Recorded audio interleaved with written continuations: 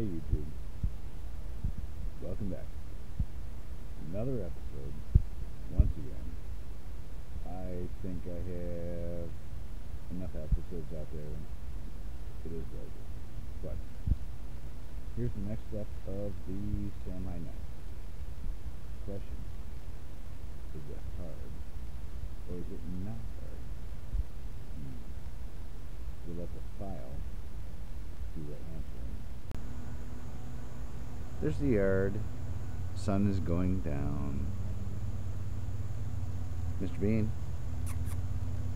Hi, Mr. Bean. What are you doing, my boy? Are you a good boy? Are you a good boy? Are you a good boy? Bean. Yeah, he's a good boy. He's just too interested in everything else that's going on. So, let us do the skate test with the file. Allow me to remove my sunglasses so I can see what's going on. Alright, so here we have the blade quenched, holes drilled, yada yada yada. Over here we have file. So what we're going to do, I get to play cameraman, bladesmith, and klutz at the same time. So here we go. What we're going to do, I'm going to hold it with one finger and skate with this.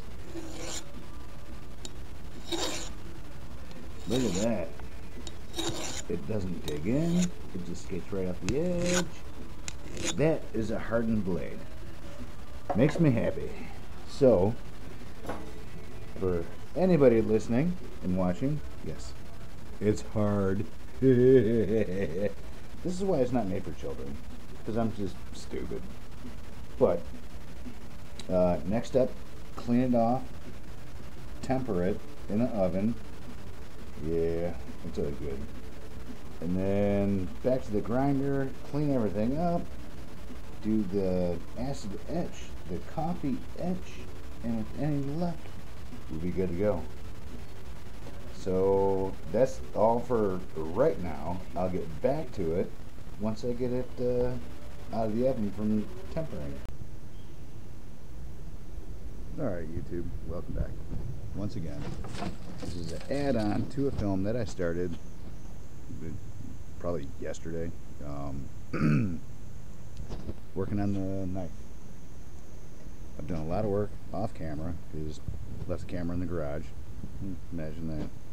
But what we have is a profile, holes drilled out, blade. I've been hand sanding this all day. Right now it's currently up to a 400 grit sand.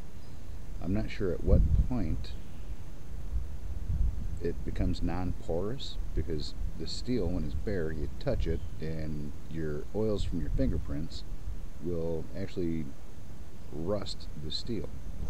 But what I want to show you, and I'm hoping I can capture it, is the line in the Damascus, the difference between the 1095 and the 15N20 that's on the outside. So I'm going to pause right here, flip the camera around, and see if I can capture it.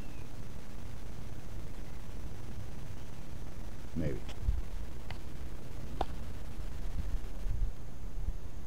Oh. So, what we're looking for is maybe too bright to capture outdoors. Ah, there it is. There's the line right here. End of my thumb. It runs up and goes across to the tip. That is not a crack. That is the difference in the two steels. The one on this side is a little harder to see from the sun, but I can see it now running up. So with all the hand sanding and everything I've got, yep, there's imperfections from hammer marks, you know, all on the handle here and whatever. I'm going to boil up a pot of coffee and dunk this in there. Ideally, what I think should happen, it should turn all of this black. Aside from that line, it should stay basically almost like a stainless steel color. So that's the next step, and Got a pumpkin in the field. Yep, just one, little tiny little pumpkin. But it's one. There's another one growing. Kind of happy about that, but yeah. So that's where we stand right now. Pumpkins and knives. All right, so here we are. Giant thermos thing full of boiling hot coffee, as it were. Use the hanger to dip it in there. And do I see a difference? No. Not initially. Maybe when I sand things out again with my 400 grit sandpaper, I might see a difference, but as of right now, it just looks like a blade that was dipped in hot ass coffee. So, just back to the starting block I go once I get it out and start sanding, and that is going to be a wrap on this one. You guys enjoy your day. It's bright out. Took the camera a second to figure it out. It is Labor Day here, which is September 2nd. And that's the big pot of brewing coffee. Any questions, any comments, let me know. And I will continue this process and not give up on this San Mai Damascus. It may not look like it is San Mai based on the video I saw, but technically it is San Mai. Alright, Shane, this part is for you, mate. The standard hammer that I use. This big gaudy flat end hammer. The ball peen hammer, or the cross peen, that's a ball peen because it's rounded like a ball. Cross peen is this end here, shaped like that. So from what I understood, hammering on the steel would put a different pattern in it versus using that end.